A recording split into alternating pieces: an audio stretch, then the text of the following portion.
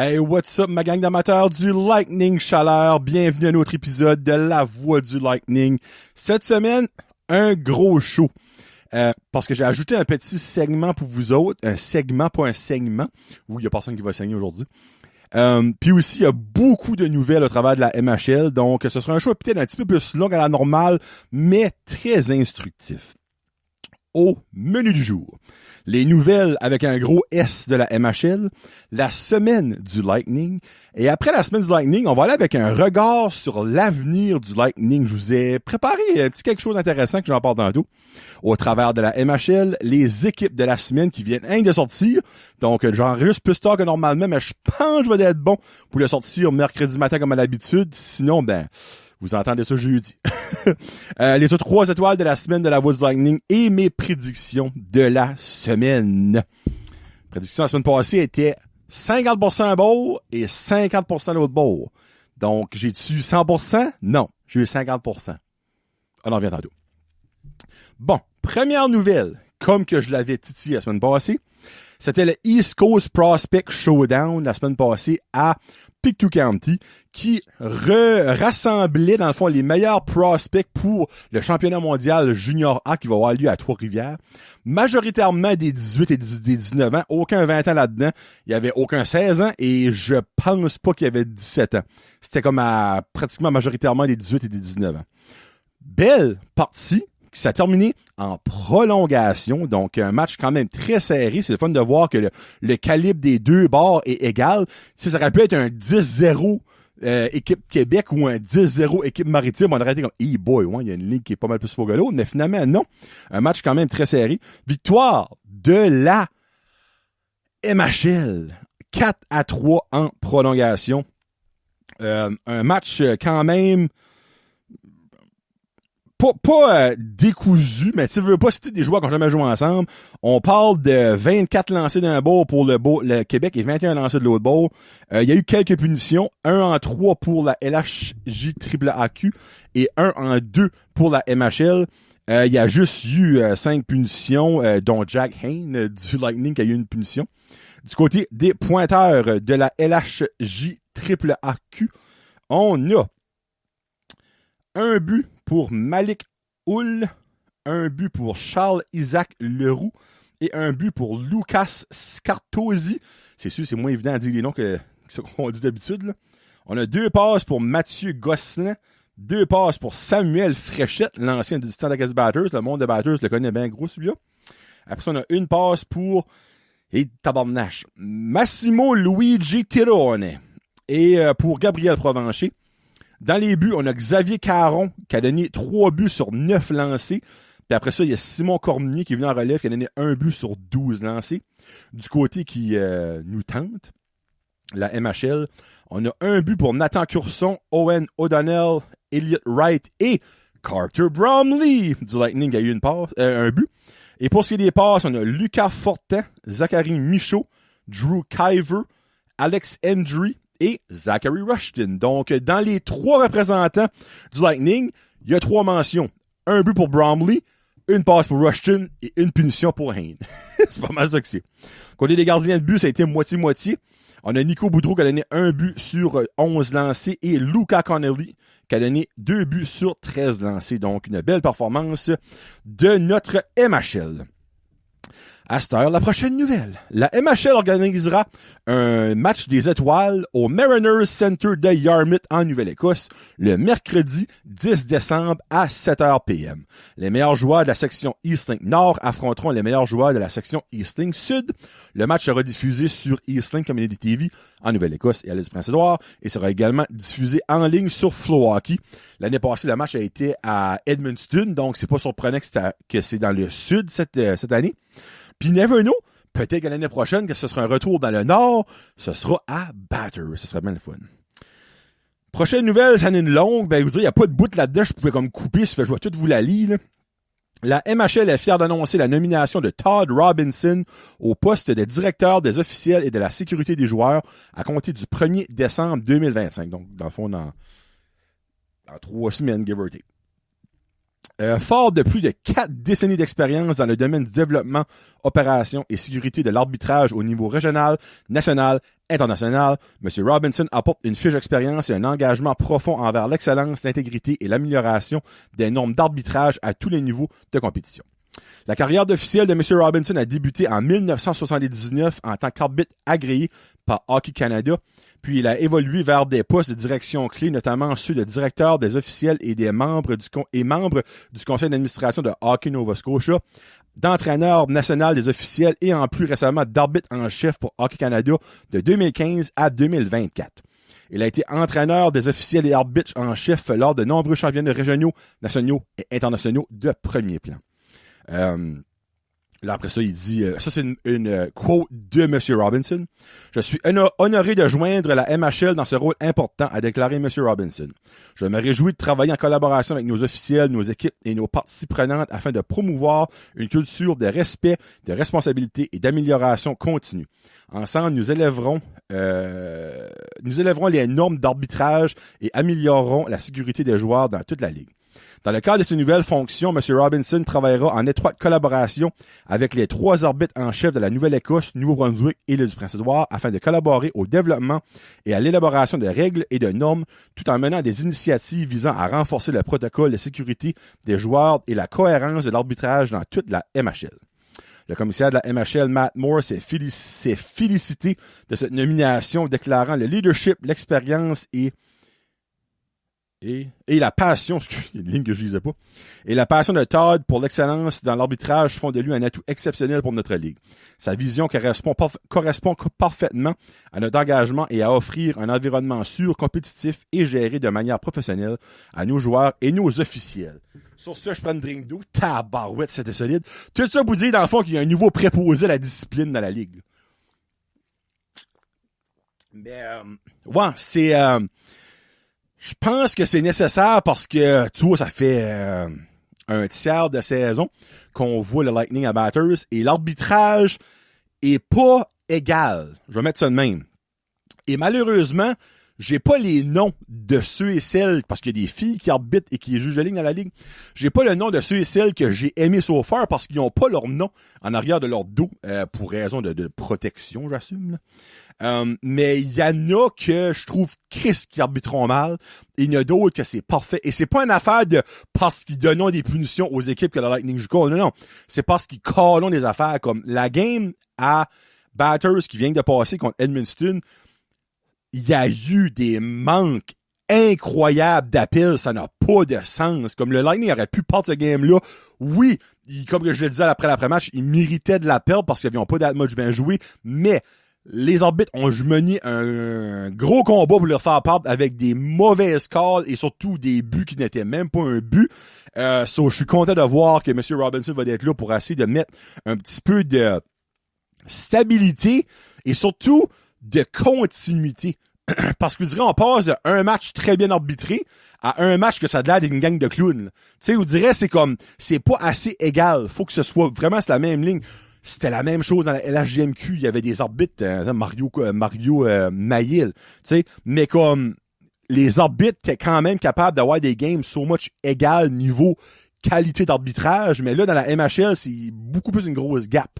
On s'entend, c'est pas des jobs full-time, ça doit pas être des jobs ultra payants, faut du faire avec passion, mais en même temps, moi je me dis, si t'es rendu à ce niveau-là, qui est quand même un niveau assez élevé, faut que tu sois conséquent à ce que tu fais et non pour faire un show.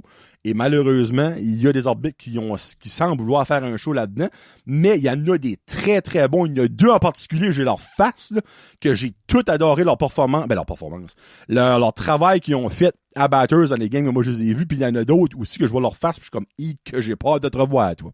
So, c'est ça que c'est. La CGHL a sorti leur top 20.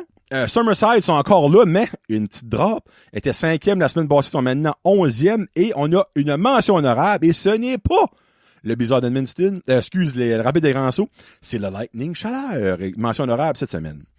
La North Shore Cup. On est en avance. En 6 parties, le Lightning a 10 points. En 7 parties, Miramichi est maintenant 2e avec 6 points. Et Hamilton, en 7 parties, est dernier avec 4 points. C'est pour ce qui est de la North Shore Cup. Si mon compte est bon, on a une défaite dans le fond, puis c'est une contre Hamilton, parce qu'on aurait 12 points, 6 fois 2, 12. On a 10, donc tu soustrais 2, on a une défaite. On a la défaite contre Hamilton. On a tout gagné les autres matchs contre Hamilton, et on a gagné tous les matchs contre Miramichi so far. Donc, ça va quand même assez bien pour le Lightning. Bon, la semaine du Lightning, et là, ironiquement, il y a aussi beaucoup de nouvelles dans la semaine du Lightning. Je sais que c'est dans le temps, mais il faut que je le mentionne quand même. Tyson Snow ne faisait pas partie de l'alignement lors de la partie de dimanche face au Blizzard parce qu'il a été suspendu un match. Donc, pour ceux et celles qui se demandaient il était où, il a été suspendu un match parce qu'il a enlevé son casque lors d'une bataille à Hamilton. Pas mal plus facile de se battre sans casque, mais en tout cas, whatever. Il a été suspendu, mais sera de retour à la prochaine partie. Pour ce qui est de Jaden Burtman, il va manquer la première partie de cette semaine, mais sera là samedi, de retour contre Amherst samedi. Donc, il va manquer le match contre West Kent vendredi, mais sera là contre Amherst samedi. Et là, il y a des départs et des ajouts et des échanges dans le monde du Lightning. Un certain Georges Foti a fait son arrivée dans l'alignement. Georges Foti est un gardien de but de 19 ans, 5 pieds 11, 170 livres, avec un nom de consonant à ça sonne comme italien, tout comme Samuel Carreras Pata. Et turn out que les deux sont des excellents amis. Les deux ont le même âge, les deux viennent de la même place. Je crois les deux ont même déjà goalé dans la même équipe. Donc, c'est des bons chums. Samuel Carreras Patas est blessé, by the way. Je l'ai appris d'une Billet Family. Là, il allait avoir des résultats de tests lundi. Je n'ai pas eu de nouvelles à ce temps-là, mais il parle de peut-être 3 à 4 semaines. Mais là, il y en a déjà une de faite. Mais l'affaire, c'est que Georges Foti a fait une sacrament de bonne job cette semaine. On en parle tantôt. Après ça, Nolan Fowler est officiellement un membre du Lightning. Je l'ai su pas de la voix, mais des messages de George McIntyre. C'est officiel. Vient terminer sa carrière junior comme joueur de 20 ans avec nous autres. Et turn out, il a fait son premier but dans la formation en fin de semaine. Donc, Nolan Fowler est un nouveau membre de 20 ans. Mathis Landry n'aura fait que passer avec le Lightning. Il a basically été échangé dans le LHJ AAQ. Il va maintenant s'aligner avec les Prédateurs de Joliette. Avec le Lightning en 6 parties, il y aurait eu 1 passe et 2 minutes de punition. Mais il faut quand même que le Lightning l'échange aux Prédateurs de Joliette. Donc, George McIntyre est en train de planifier cet échange-là. Les raisons pourquoi, je ne sais pas. Un feeling que, garde, peut-être le temps de glace, peut-être la place, ou peut-être qu'il voulait se rapprocher de la maison. Mathis qui jouait sur une 3e ligne-ish. So, moi, je suis déçu et pas, parce que j'aimais son hustle, mais on dirait j'aurais aimé plus d'offensive, mais il était pas mis en avantage offensivement, ça fait c'est dur, là. Mais bon, il a rien coûté, il a coûté des considérations futures entre moi puis toi puis la boîte à bois, c'est des pinottes comme plus tard là. Ça c'est pour ça. Après ça, ce matin, turn out que c'est le fun que j'ai recordé aujourd'hui parce que ce matin, on a eu 2 transactions. Premièrement, le Lightning a échangé l'attaquant de 20 ans Nicholas Beatty aux Timberwolves de Miramichi contre un choix de 6e ronde en 2026. Nicholas Beatty, dans le fond, jouait sur la 4e ligne. Il a jamais été capable de percer et de monter haut que ça. Et, pas pour me humble braguer, mais j'avais fait une prédiction dans un coupelle de show passé que je serais prêt à mettre un petit 2 piastres que Nick ne finirait pas la saison à Batters. Et voilà ce qui est arrivé. Donc, vous écoutez quand même quelqu'un qui connaît son stuff. Là. Je suis loin d'être parfait, puis des fois, j'ai des affaires qui n'ont pas rapport, mais des feelings de même, je l'avais et ça arrivait. Mais, tout de suite après ça, le Lightning a fait l'acquisition d'un attaquant de 19 ans, donc ça a rajeuni, il a remplacé BT avec Fowler, niveau 20 ans, et ils ont aussi ajouté un joueur de 19 ans, qui parce que Mathis Landry avait 18, whatever. Isaac Arsenault, un attaquant, un winger. Ils ont été ramassés ça des Bearcats de Truro contre un choix de 8e ronde en 2026 qui appartient aux Capitals de Summerside. Fun fact, Isaac est le jeune frère d'un ex-Titan Acadie Batters, Donovan Arsenault. Donc, c'est quand même cool qu'il y ait une petite continuité de famille qui va se faire passer à Batters. So far, cette année, en 15 parties, le faire exprès, je l'ai oublié d'écrire, il n'y a pas de points. Mais l'année passée, en 52 matchs entre les Tigers de Hamilton et les Bearcats de Truro, à 18 ans, il avait ramassé 10 buts, 2 passes pour 12 points. Donc, c'est un gars qui est capable de la mettre dedans, mais l'affaire est, c'est qu'un gars qui apporte beaucoup de gritness. C'est un parfait troisième gars, un gars de troisième trio. Il y a quand même pas mal de minutes de punition. L'année passée, et quand tu checkes son passé avant, malheureusement, cette année, jouait pratiquement pas. Il était sur une 4e ligne. J'ai gardé les feuilles de match des Bearcats de Truro. Je pense qu'il y a une fois durant l'année dans ces 15 ou 16 matchs qui n'était pas sa 4e ligne. Et si c'est comme à Batters, sa 4e ligne ne joue pas beaucoup. Donc, ici, tu seras clairement sur une 3e ligne et ça va faire du bien d'apporter un petit peu de gritness, de toughness, parce qu'à l'attaque, on n'a pas vraiment ça. Comme first line, il n'y a pas de gars qui est physique là-dessus. Second line, il n'y en a pas. 3e ligne, il y a Tyson Snow, moi, je dirais, il est plus demandé d'aller à l'attaque dans le game. T'as Jaden Burtman, so much, mais ouais, ça prenait ce gars-là. Donc, Isaac Arsenault s'en vient. 5 pieds 11, 170 livres, je pense. Quand même une popille de size, il est pas si petit que ça. Là. Donc, ça que c'est pour les nouvelles du Lightning. Et là, on y va avec la semaine. Vendredi, sur la glace olympique de Hamilton, une belle et grosse victoire de 6-3 face aux Tigers de Hamilton. Un match quand même très physique. Il y a eu quelques fights, beaucoup de roughing là-dedans. Mon Dieu, il y a 1, 2, 3, 4 punitions de roughing. Il y a eu Tyson Snow et Edouard Dion qui se sont battus. Il y a eu des cross-checkings. C'est une partie très, très rough. Gagné 6-3. Pour ce qui est des avantages numériques, le Lightning 0-4 et Hamilton 1-6. Georges Foti faisant son premier départ en carrière. Une belle performance. Donc, il a donné 3 buts sur 28 lancés, dont 25 arrêts. Du côté de Hamilton, Samuel Quimper n'aura pas pu faire des miracles comme l'autre fois à Batters. Aura donné 5 buts sur 30 lancés, dont 25 arrêts. Du côté des pointeurs, pour Hamilton, on a Adam Veronneau avec 2 buts, 1 passe. Et Sam Hope avec 1 but, 1 passe. Du côté du Lightning, Brett Usyk, 2 buts, 1 passe. Tyson Snow, 1 but, 1 passe. On a aussi des buts pour Jack Hayne, Malcolm McDonald et Will Clark. On a 2 passes pour Carter Bromley et Jean-Christophe Gemme. Et 1 passe pour Jameson George, son premier point en carrière avec le Lightning. Et aussi un autre passe, David Lebel. Donc, il faut aussi mentionner là-dedans que Jaden Burtman était suspendu, donc il n'était pas là.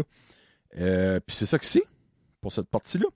Le lendemain, pas le lendemain, 2 jours après, dimanche, le Lightning était de retour à la maison face aux Blizzards d'Edmundston qui se sont remis, eux autres, sur la bonne track, comme on dit. Victoire de 3-2 en prolongation. Un match que le Lightning ne méritait pas de gagner, selon moi, mais ça s'élimine parce qu'il y a des matchs durant une saison que tu mérites de gagner, mais tu perds. Il y en a une en particulier dans ma tête que j'ai. Moi, selon moi, contre Summerside, on méritait de gagner. Malheureusement, on a perdu. Mais là, on ne la méritait pas. Mais on l'a gagné. Donc, it is what it is. Et encore une fois, peut-être qu'Hamilton n'était pas là. Mais je n'étais pas là moi non plus, ça fait que j'ai pas pu le dire. Mais Matt Wright, notre coach, n'était pas encore là. Moi, sincèrement, ça commence à m'inquiéter, ça. Je vais être ben honnête avec vous autres, là. Ça fait au moins 5 matchs cette année qui manquent, là, au minimum. Il y en a 4 que je sais, puis si je ne me trompe pas, il y a un match sur la route qui était pas là. Shit, c'est quelqu'un qui écoute le show qui m'avait dit ça. Je sais qu'il y a Champion Academy ou whatever à Fredericton. Mais moi, je me dis, si t'as pas le temps de faire la job, donnez peut-être à quelqu'un d'autre. Mais en même temps, no offense à Francis Rochon, mais on dirait à chaque fois, c'est lui qui coach. L'équipe joue pas bien, puis c'est clairement pas de sa faute, là. Mais comme, c'est une drôle d'annonce. Donc, j'aime pas ça. Je veux que notre coach soit là, parce que s'il est pas là, ça fait pas professionnel. Et là, ça fait plusieurs fois qu'il est pas là. Puis, était-tu malade? Comme, je trouve ça quand même ironique, on dirait avec le Titan, les coachs qu'on avait là, que ce soit les Mario Pouliot, les Gory Dwyer, il y a jamais, Marco, là, je sais que c'est pas le même niveau de paye pis le même niveau de job, là, mais comme, ils sont tout le temps là. Je dirais, il y en avait que t'es malade des fois, ben, ils sont quand même là. Je sais pas. On dirait, sais pas. En tout cas, on verra bien. Du côté du Blizzard, niveau, en fond, c'était un match quand même pas très physique et pas très robuste. Là. On a eu des punitions basically de tripping puis de holding, là. Rien de majeur. Il n'y a pas eu de fight, pas eu d'escarmouche. Niveau des avantages numériques, on a 0 en 3 pour le Blizzard et 0 en 4 pour le Lightning. Si on fait le compte, c'est 0 en 8 pour le Lightning sur l'avantage numérique cette semaine. Faut qu'ils travaillent là-dessus. Ça n'a pas de fucking sens. Comme Jack Hayne, Ben Cross et Rushton ont pratiquement pas de points sur le power play. Tous leurs points sont en avantage, en temps égal, whatever. Je sais pas comment on dit ça, je dirais. Mais comme, tu gardes un gars comme Owen O'Rourke, on va voir avec Hammer, je pense que presque tous ses points sont en avantage numérique. Il y en a comme 17, je pense. Jack Hayne, je pense qu'il y en a 4 ou 5. Ça n'a pas de sens. Ça n'a juste pas de sens. Le schéma qu'ils usent en avantage numérique ne marche pas. Ils s'entêtent à le garder. À un moment donné, c'est quand qu'il va réaliser, garde. À un moment donné, à force de pas faire de but, Chris, c'est un avantage numérique, un avantage. Mais on joue mal. Fait nous autres, c'est un désavantage numérique qu'on a en avantage. Ça n'a pas de sens. Comme, work on that. Mais encore là, le coach est pas là. En tout cas, ça va bizarrement. Honnêtement, dernièrement, je trouve ça va broche à foin, puis j'aime moins ça. Là. Sur William Labranche du côté du Blizzard avec les 2 buts. Cédric Massé, un des meilleurs goalers, le meilleur goaler de la ligue, a été très alright. Il a quand même fait des solides d'arrêt, mais donné 3 buts sur 22 lancés, donc c'est quand même pas si exceptionnel que ça, mais il a fait au moins 3-4 solidex d'arrêt. George Foti, son deuxième match, et là, lui a très bien paru. A donné 2 buts sur 30 lancés.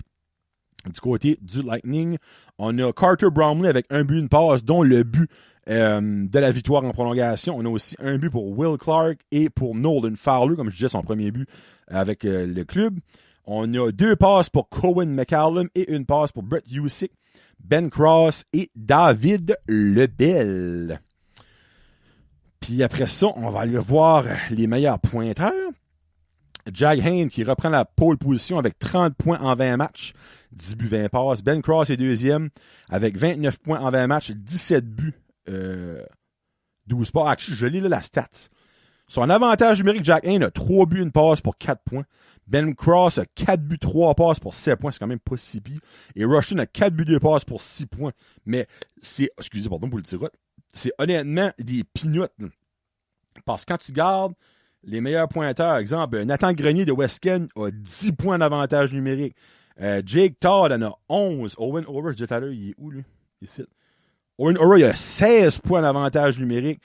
Simon Mullin en a 12. Tu sais, c'est tes meilleurs éléments, faut qu'ils produisent en avantage numérique, puis nous autres, nos éléments ne produisent pas. On dirait que ça marche pas, cette logique-là. En tout cas, fallait que je dise ça. Carter Bromley est maintenant le deuxième meilleur pointeur de l'équipe avec 22 points en 19 parties. Zachary Rushton à égalité, 22 points mais en 20 parties. Cohen McCallum, 21 points en 20 parties. Et, je vais avec les 10 points dans le fond. David Lebel, 16 points en 20 parties. Brett Husick, 15 points en 19 parties. Et Tyson Snow, 14 points en 19 parties. Du côté des gardiens de but, on a George Foti qui a maintenant 2 victoires en 2 matchs, une moyenne de 2.48, taux d'efficacité de 914. Et il n'y a pas d'autre changement parce que les 2 autres goalers n'ont pas goalé cette semaine. Avant d'aller au travers de la MHL, j'ai mon petit projet que j'ai fait. Je vais vous dire, ça sera pas long. Ça, j'ai fait. J'ai gardé ça. Toutes ces stats-là, by the way, c'est up-to-date de lundi cette semaine. Je dis ça parce que il y a peut-être des équipes qui ont joué lundi et mardi, vu que c'était genre comme le 11 novembre pis tout ça, comme dans les ligues juniors, pas juniors, excusez, ligue midget U18. Et aussi, pour le classement, tout ce qu'il va y avoir dans le regard sur la MHL, il y avait un match lundi et un match aujourd'hui à 3h. Moi, j'enregistre le 11 novembre, le mardi. Donc, ces matchs-là ne sont pas inclus dans mon classement, ne sont pas inclus dans les stats des joueurs. Moi, j'ai pris les stats lundi matin pour ce qui était de la semaine. Sur les stats du match de Miramichi et Summerside, puis aujourd'hui, c'était Valley contre Amherst, ne sont pas comptabilisés dans mes stats que je vais vous dire tantôt. Je voulais faire un petit FYI. So, regard sur l'avenir du Lightning, c'est que j'ai pris des joueurs de 16 et 17 ans qu'on a draftés, que je sais que c'est encore dans le giron de l'équipe. puis qui ont des chances dans l'avenir de faire partie soit d'une transaction ou de venir en renfort ou dans l'avenir de jouer tout coup avec le Lightning, pour vous dire comment ça se passe avec eux autres cette année. Donc, j'ai été en ordre, je vais vous dire les 17 ans et les 16 ans. Isaiah Rogerson, 17 ans, qui joue avec les Vitos de Saint-Jean dans la...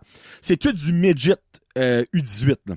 Il y en a en Nouvelle-Écosse, il y en a à Terre-Neuve, puis il y en a Nouveau-Brunswick, puis Yag, ça s'appelle. So, Isaiah Rogerson qui joue au Nouveau-Brunswick avec les Saint John Vitos en 16 parties, 11 buts, 10 passes pour 21 points. Donc, un très bon début de saison pour lui. Carter McElrath, qu'on a vu aussi cette saison avec le Lightning à 17 ans lui aussi.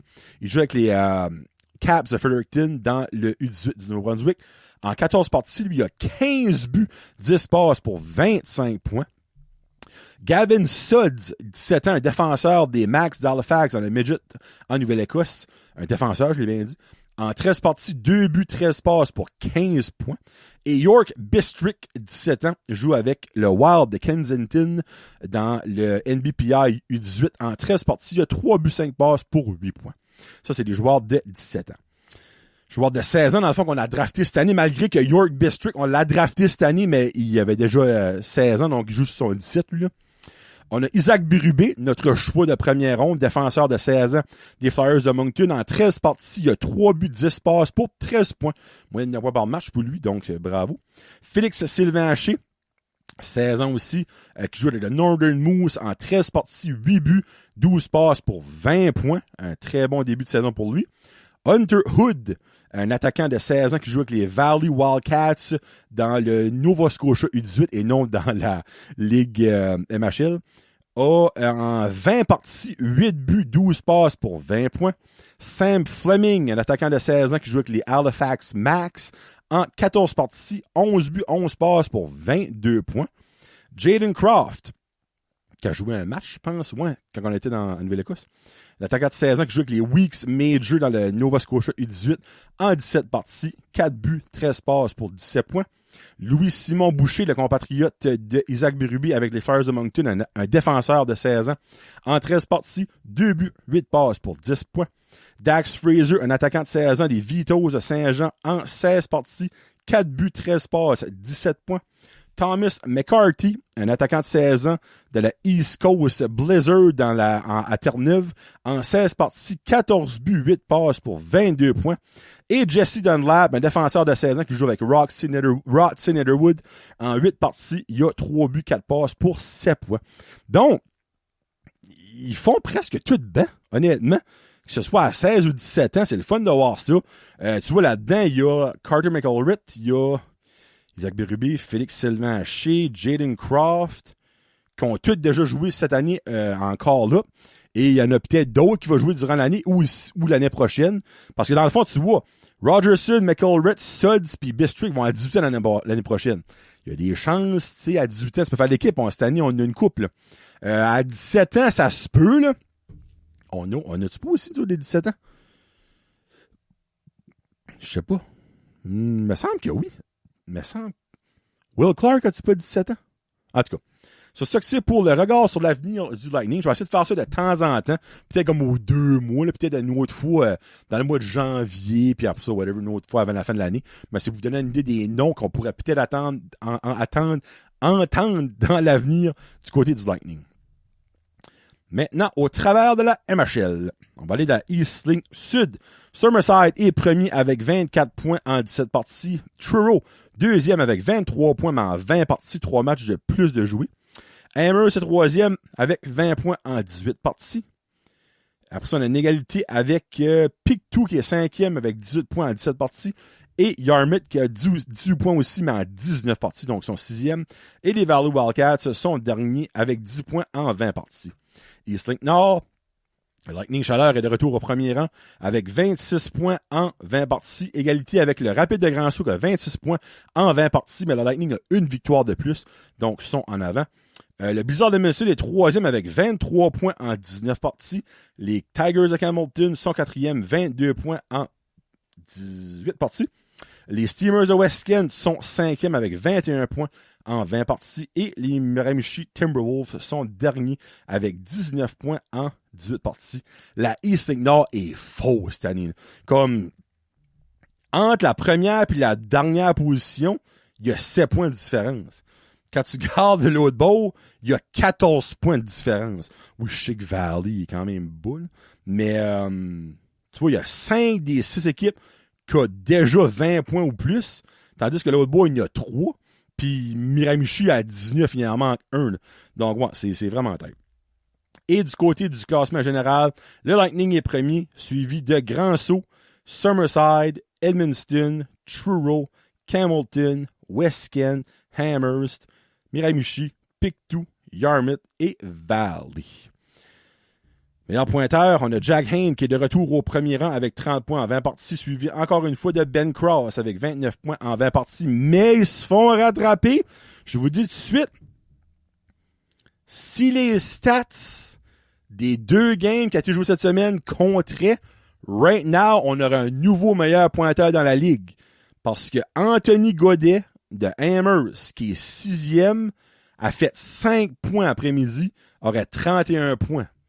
Encore là, il peut rien faire le reste de la semaine, puis Jack Hayne peut faire des points, là, mais right now, techniquement, c'est pas Jack Hayne qui est premier, mais mes stats ont été pris le lundi matin, ça fait qu'on va aller avec ça. 3e position avec 28 points, juste 1 point d'arrêt de Ben Cross, on a Caleb McDonald de Valley.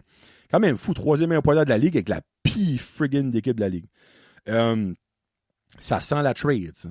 En moi pis toi pis la boîte à bois, comme j'ai dit tantôt, là. Caleb McDonald, c'est un autre, je serais prêt à mettre 2 pièces qui finira pas l'année à Valley. 4e position, on a Nathan Grenier, défenseur de West Kent, qui a 26 points en 19 parties. Jake Todd de Truro, 26 points en 20 parties. Anthony Godet, comme je le disais, 26 points en 18 parties de Amherst. Cohen Miller de Summerside, 25 points en 15 parties. Simon Mullen de Summerside, 25 points en 17 parties, lui.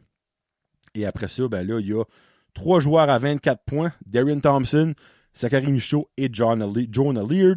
Pour ce qui est du Lightning, on a Carter Bromley, qui est 17e avec 22 points, et Zachary Rushton, qui est... qui est 19e avec 22 points aussi. On remarque que Cohen McCallum n'est plus dans les tops, parce qu'il y a quand même eu un match avec aucun point, et 2 passes quand même. Mais ça dit que les autres ont steppé up. Côté du classement des recrues, Carter Bromley tout seul. Il y a 22 points à 19 parties, son plus proche suivant est à 9 points de lui. Drew Kyver a 13 points, tout comme Olivier Plante de Grand Sault qui a 13 points et Nathan Curson de Truro qui a 13 points. Jordan Shaw de Summerside a 13 points. Donc, c'est les 4 qui le suivent sont à 9 points de lui. Si qu'il continue juste steady de même, il va flyer tout fin seul devant pour la recrue de l'année. Il n'y a pas de doute. Là. Encore une fois, il y a des gardiens recrues, mais la dominance que Carter a là, en plus, qui va bien performer au East Coast Showcase Prospect, ça garde bien. Là. Ça garde sincèrement bien pour Carter Bromley. Encore là, on est au tiers de la saison. Je sais, je m'excite peut-être, là, mais en tout cas. Et meilleur gardien de but, c'est Cédric Massé qui est encore là. 15 parties, il a 9 victoires, 3 défaites, 1 défaite en prolongation. Il fait du 2,31 et un taux d'efficacité de 919 avec 3 blanchages. Luca Connolly, comme que je disais tantôt, la recrue, lui, des Breakers de Truro en 11 parties, 6 buts, 6 victoires, 2 défaites et 2 défaites en prolongation. Fait une moyenne de buts alloués de 3, un taux d'efficacité de 904, un shutout. Et en 3e position, on a Liam Leblanc des Ramblers de Amherst.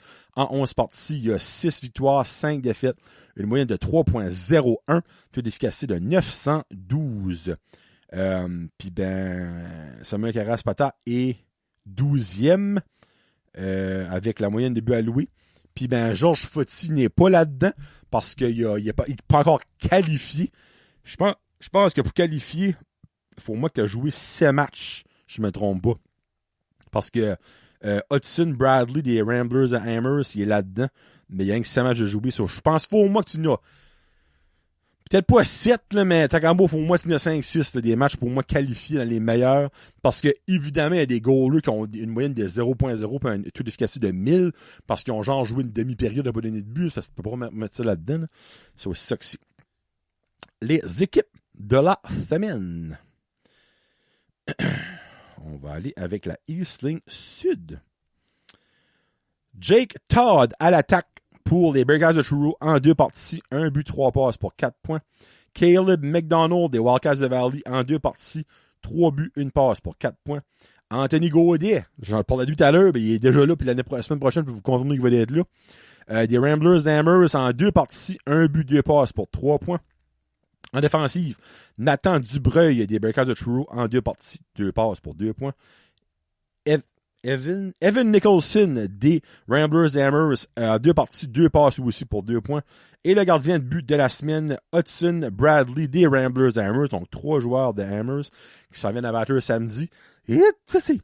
En 2 parties, 2 victoires, une moyenne de Bellway de 2, taux d'efficacité de 938 et 61 arrêts. Pour ce qui est de la Eastlink Nord.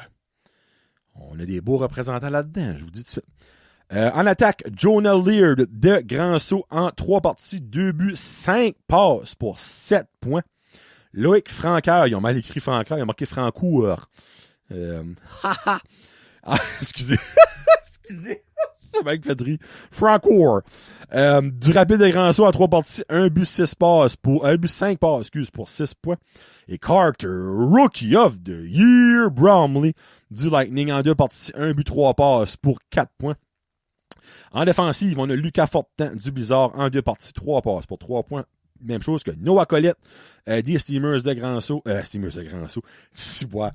Ça paraît-tu que je suis fatigué? Les Steamers de West Kent en 2 parties, 3 passes pour 3 points. Et le gardien de but de la semaine, il est tellement récent qu'il n'y a même pas de photo de lui. Du Lightning Chaleur, Georges Foti en 2 parties. 2 victoires, moyenne de Bellway de 2.48, taux d'efficacité de 914 et 53 arrêts pour Georges Foti. Quand que lui et Samuel Carreras-Pata vont être ensemble d'informations, moi je savais déjà les Mamma Mia Bros, 2 gars à connotation italienne, puis je sais qu'ils ont des descendances italiennes.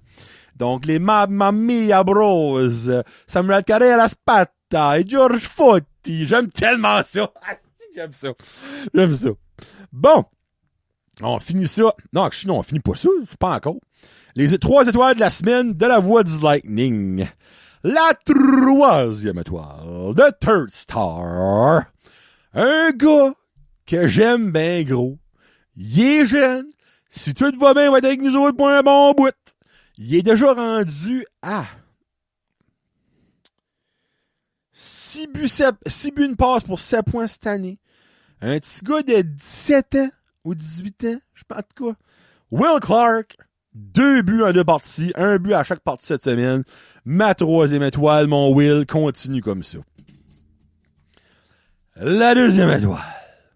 La second star. Brett. The Music. En 2 parties cette semaine, 2 buts, 2 passes, 4 points pour Brett. Il n'y a pas eu d'étoile. Il n'a pas été dans l'équipe de la semaine, mais il mérite ma 2e étoile cette semaine. J'ai vraiment aimé son réveil offensif. Et mon Brett, Pascal, continue à donner du bon manger parce que ça marche. Hein, des crab cakes, des T-bones. Ce jeune-là, il est probablement à la meilleure pension qu'il n'y a pas dans l'histoire du Lightning et l'histoire du Titan Acadie Batters. C'est un gars que j'aime, c'est un gars que je connais et j'ai pas honte de lui donner ça. Puis Brett a été chanceux d'aller là. Donc, tu mérites ma 2e étoile. Et la 1re étoile, le Star. Je pense que vous me voyez venir. Ça prend une petite musique italienne. Mr. George Foti. Cette semaine, je viens de le dire, déjà 2 fois aussi. En 2 parties, 2 victoires, une moyenne de 2.48, taux d'efficacité de 914 pour notre Mamma Mia Bros. George Foti, 1re étoile. Unos, non, ça c'est, comment est-ce qu'on dirait ça en italien? Unos, dos, tres. Non, ça c'est pas, c'est espagnol, ça. Hey, Alexa. Hello, how do you say one in Italian? Oh non, je l'avais, c'est. Oh, ok. How do you say first star in Italian? Prima Stella! Johnny l'Italien, c'est George de Fotti, Prima Stella! Hey, ça c'est de l'effort. Fait si par hasard que la Billet Family à George ou les joueurs écoutent George Fotti, Prima Stella, la première étoile dans mon neck. Let's go! Oh fuck, je suis content. Je suis pas content que Samuel est blessé, mais si c'était pour voir notre vedette dans les nets, George de Fotti, ça valait la peine. Let's go. Bon, là on finit ça avec mes prédictions. Semaine passée, j'ai prédit 2 victoires. Qu'est-ce qui est arrivé? 2 victoires. Les gars m'ont écouté, Carlis. On est sur une séquence. Là, je suis primé. Ça paraît qu'il est tard ce soir, je suis fatigué, je suis primé. 3 victoires de fil. We're back on track, tabarnak. Mais, Nick McIsaac, lui, par exemple, malheureusement, ça n'a pas fonctionné. J'avais prédit 2 passes. Il y en a eu une pendant 3 jours. La game à Hamilton, il y avait une passe. Jusqu'à ceux qui révisent la game, pis ils l'enlèvent. So, malheureusement, ça aurait été 0 encore une fois. René Moff, t'as pas dit du bon manger? Je te l'ai dit. Fide cet enfant-là. Faut qu'il y ait des points. Cette semaine, 2 parties à la maison. Vendredi contre West Kent et samedi contre Amherst. Et, de la merde! 2 autres victoires. Je te dis, on est back on track. On a George Fotti, hostie. On a notre nouveau joueur. Isaac Arsenault s'en vient. Il n'y a pas eu de points cette année. Ben, watch out. Puis malheureusement, j'ai mis mes prédictions avant de savoir que Isaac Arsenault, sinon, s'était arrêté lui. Puis la semaine prochaine. Cette semaine, je vais avec 2 victoires en 2 matchs et une grosse partie pour un gars qu'il faut qu'il se réveille, Jack Hayne. Et brassez vos shorts. 1 but, 5 passes, 6 points pour Jack Hayne. Et là, vous vous dites, mais Jonathan, mets quoi de réaliste? Ah, parce que vous pensez, je sais pas mes recherches, moi. Vous pensez que moi, je l'enseigne des chiffres en l'air de même. Mais je vais vous expliquer de quoi. Le Lightning et Jack Hayne ont joué 2 fois cette année contre West Kent et 1 fois contre Amherst. OK? Voulez-vous savoir ce que Jack Hayne a fait en 3 parties? Face à ces formations-là? 1 but, 8 passes pour 9 points. Une moyenne de 3 points par match. Pourquoi? Puis ça, c'est aucun des matchs qui étaient à la maison, by the way. Fait que pourquoi pas? 1 but, 5 passes, 6 points pour Jack Hayne. Il peut le faire, Chris, il l'a déjà fait. Hein, moi, je lance pas des foleries en l'air. Jack, get your shit together and pass the puck and put the puck in the net. Hein? Il va l'avoir, ces points-là, si que leur calique de maudit powerplay peut marcher. Hein? Juste ça pourrait aider en sacrament. Mais, tu sais, il est capable de faire ça sans même sur le powerplay, lui. Alors, let's go. 1 but, 5 passes, 6 points pour Jack Hayne. Bon, ben, hey, c'est ça que c'était pour ce show-ci. Hey, je suis brûlé. J'ai fait trop de parlage, trop d'affaires. Là, je suis trop passionné. L'après-match du Lightning présenté par les Piscifrenettes sera de retour vendredi face aux Steamers de West Kent. Souhaitons une belle fin de semaine. On va encore avoir au moins 1000 personnes à l'aréna. Le dernier game, il y a eu 1300, donc c'est vraiment le fun. Pis c'était quand même une bizarre de journée. Dimanche, j'étais à 2h, mais comme il y avait... Qu'est-ce qui se passe? Il y avait de quoi cette journée-là? J'étais comme, il va peut-être pas avoir beaucoup de monde. Qu'est-ce que c'était? Je me rappelle plus. En tout cas, whatever. Mais, vendredi soir et samedi soir, on veut vous voir à l'aréna. Merci beaucoup d'avoir écouté tout le monde. J'espère que vous appréciez mon show parce que je vous en donne un. J'aime ça. Je suis passionate. Puis quand vous me parlez à l'aréna, moi, j'adore ça. Puis quand vous écoutez mes après-matchs, j'adore ça. Puis quand vous mentionnez que vous aimez comment est-ce que vous aimez mes opinions, vous écoutez, c'est le plus beau cadeau sur la terre. Donc, merci beaucoup d'avoir écouté. On se parle la semaine prochaine. C'était Johnny le jaseux, le passionate du Lightning pour vous autres. Peace out, hashtag Go Bolts Go! Woo! Let's go!